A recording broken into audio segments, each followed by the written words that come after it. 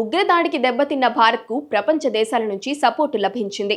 టెర్రరిజంపై ఎలాంటి చర్యలు తీసుకున్నా తమ మద్దతు సంపూర్ణంగా ఉంటుందని భరోసా ఇస్తున్నాయి. అమెరికా నుంచి ఇజ్రాయెల్ వరకు అందరూ సపోర్ట్ చేశారు.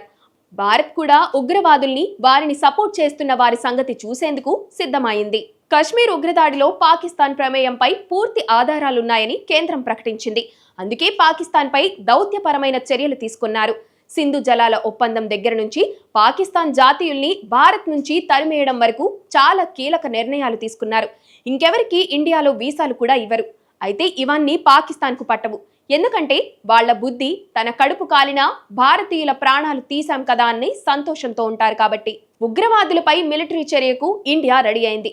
పాకిస్తాన్ భూభాగంలో దాక్కున్నా సరే వారి సంగతి తేల్చేందుకు సన్నాహాలు చేస్తున్నారు.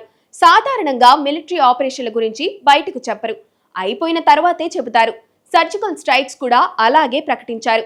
ఈసారి మరింత ఎక్కువగా ఈ దాడులు ఉండనున్నాయి. భారత్ సరిహద్దుల్లో పాకిస్తాన్ నిర్వహిస్తున్న ఉగ్రవాద ఆర్మీ క్యాంపుల్ని నాశనం చేయడం ఖాయంగా కనిపిస్తోంది. భారత్ ఏం చేయబోతుందన్నది చేసిన తరువాతే వెలుగులోకి రానుంది.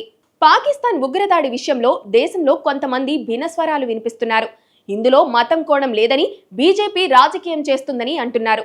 మతం కోణం ఉందని బాధితులే చెబుతున్నారు. ముస్లింలను వదిలిపెట్టారు. ఇది స్పష్టంగానే కనిపిస్తుంది. ఇలాంటి సమయంలో అడ్డగోలు రాజకీయాలు చేసి పాకిస్తాన్కు సపోర్ట్ చేసినట్లుగా వ్యవహరిస్తే అది దేశద్రోహం అవుతుంది. ప్రపంచమంతా భారత్కు మద్దతిస్తుంది. కానీ దేశంలో భిన్న స్వరాలు వినిపించడం మంచిది కాదు.